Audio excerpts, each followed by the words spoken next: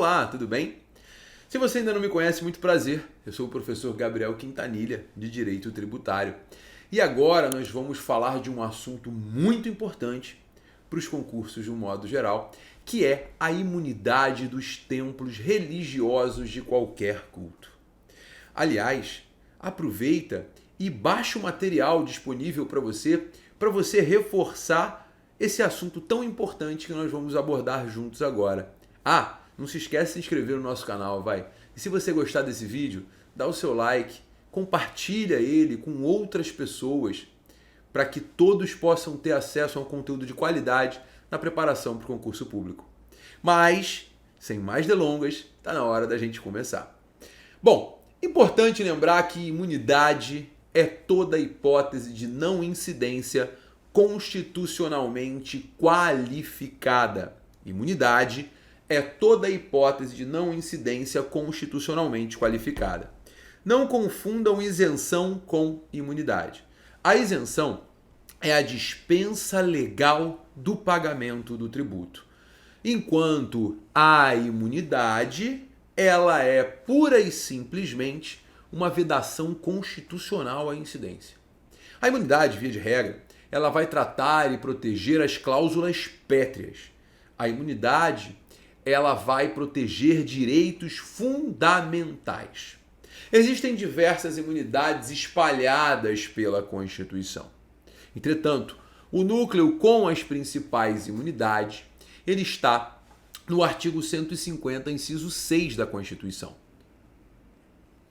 E no artigo 150, inciso 6, nós vamos encontrar várias imunidades. Mas antes de falar sobre elas, é importante lembrar que no 150, inciso 6, nós só nos deparamos com imunidades de impostos. Impostos sobre patrimônio, sobre renda e sobre serviços. Mas somente imunidade de impostos. Ok? As imunidades 150, inciso 6 não abrangem taxas, não abrangem contribuições de melhoria, não abrangem empréstimos compulsórios ou contribuições especiais. Somente impostos. Bom, dito isso, as imunidades 150, inciso 6, protegem diversos direitos fundamentais e são cláusulas pétreas, como eu já disse. Na linha A, nós encontramos a imunidade recíproca, que tem como objetivo a proteção do pacto federativo e impede a incidência de impostos sobre patrimônio, renda e serviços entre os entes federados.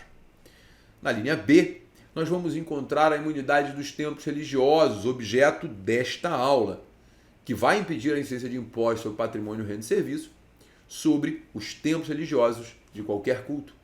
Na linha C, nós vamos encontrar uma imunidade subjetiva, imunidade das pessoas que aí estão, que colaboram com o Estado de alguma forma na entrega do mínimo existencial. É aí que nós vamos encontrar as imunidades dos partidos políticos, que são fundamentais para a democracia pluripartidária brasileira.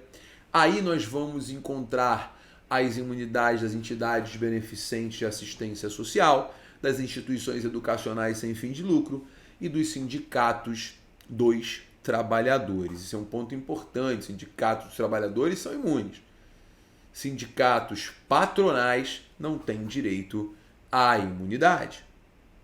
Além disso, é importante lembrar que na linha D nós temos uma imunidade objetiva, uma imunidade que vai abranger livros, jornais, periódicos e papel destinado à sua elaboração. A imunidade não abrange a editora, não abrange o autor. Então, por exemplo, se você for comprar o meu livro, o Manual de Direito Tributário, você vai se deparar na nota fiscal com a ausência do ICMS, porque o livro é imune, mas eu vou pagar imposto de renda pelos direitos autorais, assim como a editora vai pagar todos os tributos. Aliás, aproveita para adquirir o meu livro, que ele realmente vai te ajudar bastante na preparação para o concurso. Manual de Direito Tributário, professor Gabriel Quintanilha. Bom, editora Método. Voltando à matéria, a gente ainda tem a linha E, que traz a imunidade musical, que tem como objetivo proteger a cultura brasileira, a obra musical, o lítulo musical de artista brasileiro. Mas o nosso foco é a linha B. O nosso foco é a imunidade dos templos religiosos de qualquer culto. Por que essa imunidade existe? Porque a Constituição, no artigo 5º, ela garante a todo cidadão o direito de professar livremente a sua fé. Todo cidadão tem o direito de professar livremente a sua fé. Significa dizer que efetivamente você pode escolher a religião que você quiser. E você tem o direito de professar a sua fé sem que o Estado interfira. Pelo contrário, cabe ao Estado garantir que você exerça esse direito.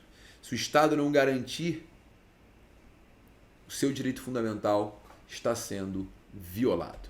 Portanto, o Estado tem que garantir que você exerça o seu direito fundamental. E como o Brasil é um país laico, todas as religiões estão protegidas pela imunidade. Por isso que o artigo 150, inciso 6, a linha B, fala da imunidade dos templos religiosos de qualquer culto. E é qualquer culto mesmo. Todos os templos são imunes. Todos. Igreja católica, igreja evangélica, sinagoga, mesquita, santo daime, todos os templos são imunes. Já houve no passado um debate sobre seitas satânicas. E efetivamente esse debate caiu por terra, porque se o indivíduo acredita, se aquilo é a sua fé, tem que ser protegido, porque o Estado é laico. Eu já li uma vez, inclusive, um debate acerca do próprio preâmbulo da Constituição. Porque no preâmbulo, provavelmente você que está aí me assistindo já deve ter lido, se não leu, deveria, fica claro que a Constituição ela foi elaborada, ela foi pensada, ela foi organizada perante Deus. E muitos tentaram argumentar que Deus em questão afastaria a imunidade das seitas satânicas. Não. O Deus em questão é o Deus lato, é o Deus amplo, que abrange todos os deuses, todas as crenças, todas as fés. Então o templo religioso de qualquer culto, ele vai ser imune. É importante lembrar que o STF, em um dado momento da sua história, foi instado a se manifestar acerca da imunidade da maçonaria. A maçonaria foi requerer a aplicação da imunidade. E o STF disse, não, maçonaria, você não faz jus à imunidade tributária, porque você, maçonaria, você não se enquadra no conceito de religião. Religião é aquilo que está aberto a todos. Todas as pessoas podem professar a sua fé livremente. Isso é religião. No caso da maçonaria, só entra quem é convidado. Só entra quem é convidado. E lá há um segredo. Religião é aberta a todos. Maçonaria não é aberta. Por isso, a maçonaria não recebeu a imunidade. Ah, Gabriel, a maçonaria não é templo religioso. Eu não sei, eu não sou maçom. Mas também se eu fosse, não poderia dizer o que é lá dentro. Mas efetivamente, senhoras e senhores, o STF foi instado a se manifestar pela própria maçonaria, que quis se enquadrar no conceito religioso. Beleza? Joia? Então, todos os templos são imunes, menos a maçonaria. Daí a gente parte para discussões mais específicas e próprias sobre o templo religioso. Essa imunidade abrangeria somente o local de culto do templo religioso? Bom, antes de partir para isso, eu queria lembrar algo que eu já falei, mas eu queria reforçar. A imunidade somente abrange impostos. Portanto, o templo religioso ele terá que pagar as taxas respectivas. Taxa de incêndio, taxa de coleta de lixo, enfim, todas as taxas serão devidas. A imunidade é somente de impostos, tá? Bom, na sequência, a gente vai debater se o templo religioso é imune somente no tocante ao local de culto ou se essa imunidade ela é também extensiva. Bom, pessoal, essa imunidade ela também é extensiva, desde que o templo não tenha fim de lucro e todos os valores arrecadados sejam revertidos para a finalidade essencial do templo, desde que o templo não tenha fim de lucro e todos os valores arrecadados sejam revertidos para a finalidade essencial do templo. Então, se tudo aquilo for revertido para a finalidade essencial, o templo ele será imune. Belezinha, galera? Fácil? Vamos pensar aqui.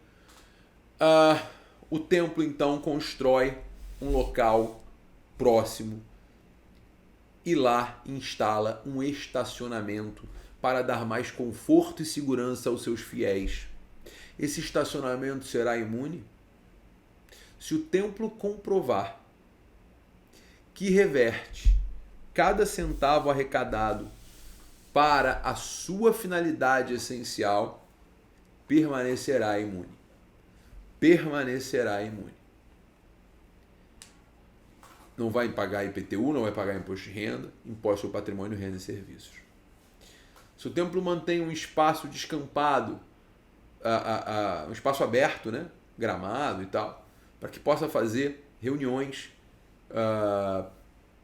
missas campais ou cultos campais, não importa. Vai ser imune? Vai.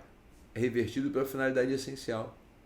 O veículo registrado em nome do templo, não em nome do líder.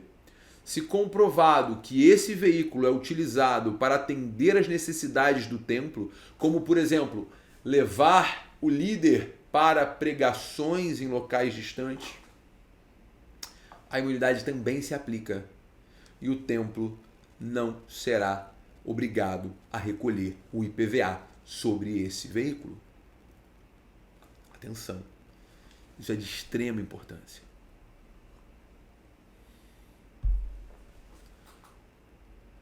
O veículo será imune ao IPVA, desde que revertido para a finalidade do templo, desde que em nome do templo. O veículo está em nome do líder religioso, vai pagar IPVA? Vai. O líder não tem imunidade, quem tem imunidade é o templo. É o templo. Beleza? Cemitério. O cemitério, ele é imune? O que você acha?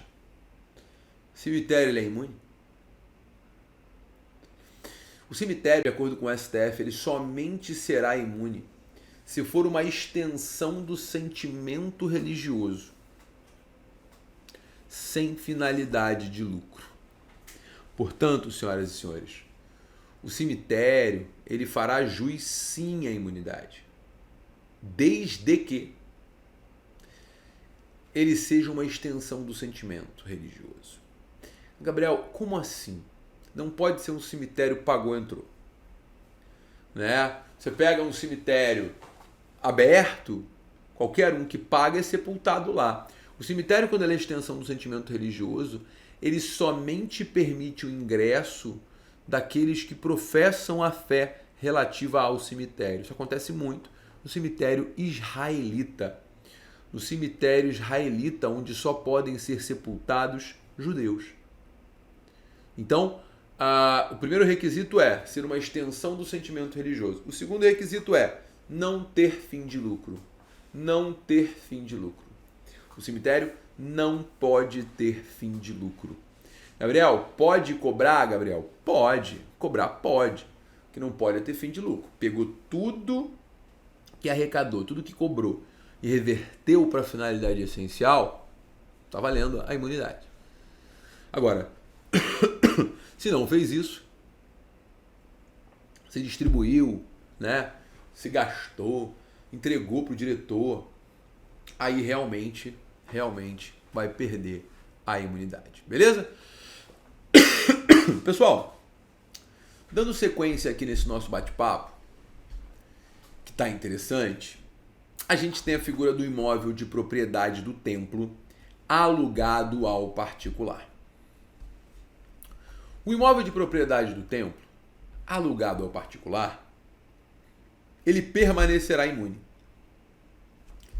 Aplica-se aqui o teor da súmula vinculante 52 do STF súmula vinculante 52 do STF. A súmula vinculante 52 deixa muito claro que se as pessoas que estão no artigo 156, a linha C, estiverem alugando imóveis, sejam proprietários e aluguem os imóveis permanecerão imunes, desde que as entidades comprovem a reversão do que recebem para a finalidade essencial. Se comprovarem que revertem tudo aquilo que recebem para a finalidade essencial, a imunidade permanece. Aí você vai falar assim para mim, pô, Gabriel, mas na literalidade da súmula, tá claro que é só quem está na linha C. Entretanto, a jurisprudência hoje é pacífica, estendendo para quem está na linha B. Por quê? Porque essa imunidade, ela está prevista e ela é fundamentada na extensão do 150, parágrafo 3º da Constituição. Na extensão do 150, parágrafo 3º da Constituição. Perdão, parágrafo 4º. Anota direito, parágrafo 4º. Tá? 150, parágrafo 4º da Constituição. Aliás, o 150, parágrafo 2º, 3º e 4º são maravilhosos para a imunidade tributária, tá? Parágrafo 2º e 3º falam da imunidade recíproca e 4º fala da imunidade dos templos e das entidades beneficentes. Ok? Dito isso, eu chamo a atenção para essa aplicação da súmula vinculante 52, porque o STF entende, por exemplo, que a súmula vinculante 52 não se aplica à imunidade recíproca, que está no 150, inciso 6, a linha A. Não se aplica à imunidade recíproca, que está no artigo 150, inciso 6, a linha A. Isso é de extrema importância, tá? Por quê? Porque a imunidade recíproca, ela está prevista lá no 156A, mas não tem tratamento no parágrafo. Então, se o imóvel é público, está alugado ao particular, o particular vai ter que pagar IPTU, tá? Se o imóvel é público, está alugado ao particular e ele exerce atividade empresarial, tem que pagar IPTU. Diferente do templo religioso. O imóvel é do templo, está alugado ao Gabriel particular, não vai incidir IPTU porque o imóvel permanece imune ainda que alugado ao particular por força da súmula vinculante 52 do STF. Um tópico importante aqui era o inverso dessa discussão. E se o imóvel fosse do particular e estivesse alugado para o templo? O imóvel do particular está alugado para o templo. Nesse caso, o imóvel permanece imune? A resposta, historicamente, sempre foi não. O STF consolidou uma jurisprudência muito forte, no sentido de que se o templo é locatário, incide o IPTU, porque o proprietário do imóvel que tem que recolher o IPTU. O contrato de locação é um contrato particular e contratos particulares não podem ser opostos ao fisco. Isso está expresso lá no artigo 123 do CTN. Por mais que no contrato esteja previsto, né, que quem tem que pagar o IPTU é o templo, a questão é contratual, não é tributária. Então, historicamente, o raciocínio sempre foi: se o imóvel é de propriedade do templo e está alugado ao particular, permanece imune, desde que o templo reverta o que recebe para a sua finalidade essencial. Agora, se for o contrário, se o templo for locatário de um imóvel do particular, não há imunidade. Esse foi o entendimento adotado pela jurisprudência. Entretanto, em fevereiro de 2022, foi publicada a Emenda Constitucional 116. E na Emenda Constitucional 116 de 2022, veio a alteração da Constituição com a introdução do parágrafo 1º azão no artigo 156. Abra, por favor, a sua Constituição. Artigo 156, parágrafo 1º A maiúsculo. 156, parágrafo 1º azão. Lá no 156, parágrafo 1º azão, vocês vão encontrar que o imóvel permanecerá imune se o templo religioso for locatário. O imóvel permanecerá imune se o templo religioso for locatário. Você percebe que a legislação, né, a emenda à Constituição, alterando a jurisprudência até então consolidada, contrária aos templos. Agora, se o templo é locatário, ele vai ser imune. Isso privilegia, sem sombra de dúvidas, aqueles templos menores, que têm pouca capacidade contributiva, que não tem como comprar imóveis, ou os templos que estão ainda iniciando as suas atividades. Esses templos, por óbvio, permanecem imunes nos imóveis que são locatários. Problemas da emenda 116. Tá? Problema número 1.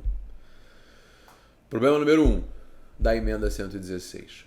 Ela alterou o 156 da Constituição.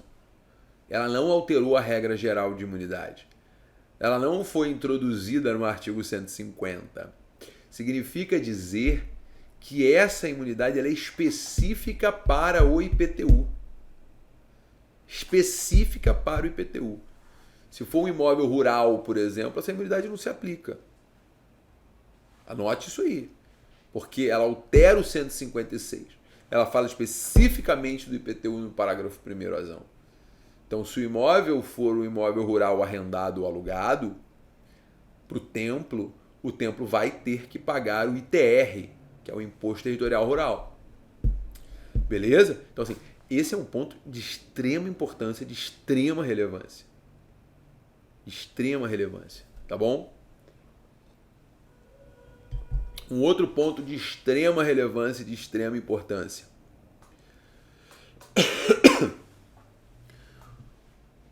A emenda constitucional 116, ela fala especificamente de contrato de locação. Não é? Olha aí. Ela fala especificamente de contrato de locação. Se for comodato, o templo vai ter que pagar como comodatário. Olha que loucura. Então, assim, eu vejo a emenda 116 como aquelas emendas que têm que ser aprovadas a toque de caixa, ninguém debate, ninguém constrói. Eu entendo a lógica dessa emenda. Eu entendo que ela vai privilegiar, sim, aquelas pessoas que estão, aqueles templos, né, que estão numa condição financeira mais difícil, vai abraçar esses templos, vai garantir o mínimo para esses templos. Mas desse jeito, abrange só o IPTU e no contrato de locação, no comodato não funciona, o ITR não funciona. Isso na boa, isso é no mínimo inusitado. O parágrafo 1º não abrangeu como deveria as imunidades. Ele deveria ser muito mais abrangente. É para proteger o templo, caramba. É para proteger o local de culto, inclusive no tocante à isonomia. É um templo que começou. Para ele vai fazer diferença. Para sua manutenção vai fazer diferença. Beleza? Então, muito cuidado com isso. Grifa o parágrafo 1º. Grifa o parágrafo 1º. Porque o parágrafo 1º, ele obviamente é questão de prova. Ele é muito questão de prova. Mas muito questão de prova. Beleza? Então preste bem atenção. O templo religioso goza de imunidade de impostos sobre patrimônio, renda e serviços, tá? Agora, olha que interessante. Em 2022, o STF entendeu que as entidades religiosas que prestam assistência social, elas podem ter imunidade tributária. Olha que interessante. Veja, entidades religiosas podem se organizar como entidade beneficente de assistência social. E aí, elas passam a ter a imunidade para além da imunidade sobre patrimônio, renda e serviços, ela se beneficia também com relação aos tributos sobre a importação, por exemplo, de bens a serem utilizados lá no seu objetivo estatutário. Esse entendimento foi firmado pelo STF em 2022, é o tema 336 da repercussão geral. Tema 336 da repercussão geral, anote, é importante, tá? E o STF entendeu que, nesse caso, eventual filantropia que seja exercida com base em preceitos religiosos não tira a natureza assistencial das entidades. E isso faz com que essas entidades, as entidades religiosas, elas tenham a imunidade do 150, inciso 6, a linha C, tá?